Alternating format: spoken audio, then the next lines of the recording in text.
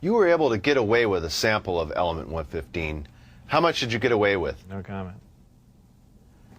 You witnessed several nighttime test flights, unofficially, while off the base. What did you see? The test flights I saw off the base, actually the best test flight was witnessed by my friends who I had brought out there. At the exact moment the craft was hopping around and doing some really impressive maneuvers, I had turned around and I think was looking for the video camera or something to that effect, but I missed some of the most impressive maneuvers. But the craft was similar to what was done before that I had seen close up, other than the fact that it went above the mountain range, moved a much greater distance at a much higher rate of speed. How were you able to find out about the test flight schedules? The test flight schedules were told to me, specifically because I was probably going to have to be present during those times. And at that time, the test flights were taking place on Wednesday nights. And from what they said, that was because that was statistically the least amount of traffic in the area. And that's all that they were concerned about. Does the propulsion system release any sort of discharge or exhaust? There was a high voltage discharge on the bottom of the craft, but as far as there being an exhaust, there was none. Why did they appear as glowing balls of light in the night sky? Well, that's kind of the same reason why a neon light or a fluorescent light lights up. What you're dealing with is a high energy source in essentially a gas atmosphere, oxygen, nitrogen.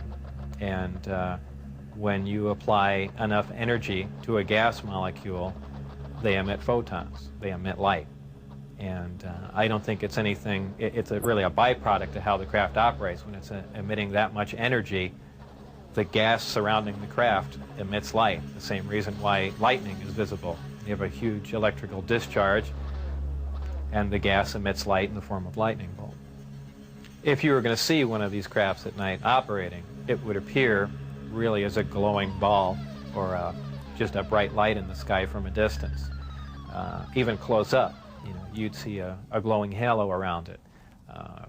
This is typically what you'd see in your normal UFO sighting, if you've heard them a lot. However, keep in mind that lights in the sky are caused by much more common things than flying saucers. Tell us a little more about the aurora you witnessed taking off out of Area 51. When I was leaving the Area 51 facility heading down to S4, there was a tremendous roar, and I have described it as the sound like the sky was tearing. And I couldn't see out the windows of the bus. All I could see out was the very front. And as we came by, I asked Dennis, who was my supervisor and on the bus at that time, he said what that was. He said it was an Aurora, a high-altitude research plane. And it was a large craft, and the one glimpse I got of it was from the rear, and it had two huge square exhausts with vanes in them. And it was just, it sounded more like a rocket than a jet. I don't know.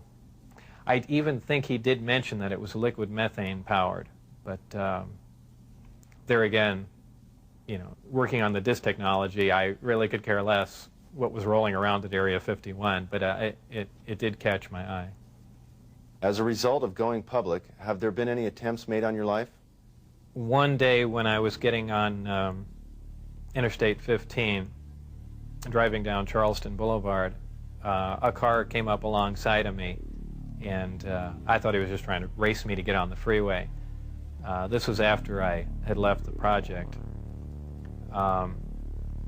It was a white, boxy-looking car. Exactly what make and model, I don't know. But I accelerated to get on the freeway to go fast, and there was a gunshot, and the back of the car was hit, and I skidded off into the median. And I stopped, and I was frightened, and I just stood there because I thought the guy was going to be alongside of me and just shoot me. I had nothing to do. I was essentially paralyzed with fear, and I waited there, and then nothing else happened. And do I know it was a government agent trying to kill me? No. Could it have been a drive-by shooting? Maybe. So I mean, it was an attempt on my life, but by who specifically, I don't know. Though I was threatened before I had left, that they threatened my wife's life and my life, so I can only put two and two together and say that they were kind of pissed at me. In an earlier interview, you had mentioned that they had put a gun to your head. Tell us about that. That was after we were caught out when I had the test flight schedule, and I brought some friends out to show them the disc test. We got caught out there, and the following day I was debriefed down at Indian Springs Air Force Base. And I was in the room with the security guards that caught us, my supervisor and some other people, and some of the security personnel. Yeah, they were essentially grilling me about security and, you know, how could I possibly bring people out there, and I guess I wasn't as responsive as they would like, and they got in my face, and one of them pulled a sidearm out, and, you know, just pushed. Have you maintained any contacts with your colleagues out at S4? No, I never heard from anyone other than for a very brief time after I left. Dennis, who was my supervisor, did try and make contact with me at the meeting place was the Union Plaza Hotel, and I took a friend of mine, Gene Huff, down there, and another friend, a former colleague and scientist from Los Alamos, and we saw him, but I also did recognize some security personnel walking around there from S4, so whether or not it was a setup or what was going on or he was trying to talk to me, we never found out, and we left. It just was a real strange situation. I never heard from him since. As we enter the 21st century, how has your experience changed your beliefs?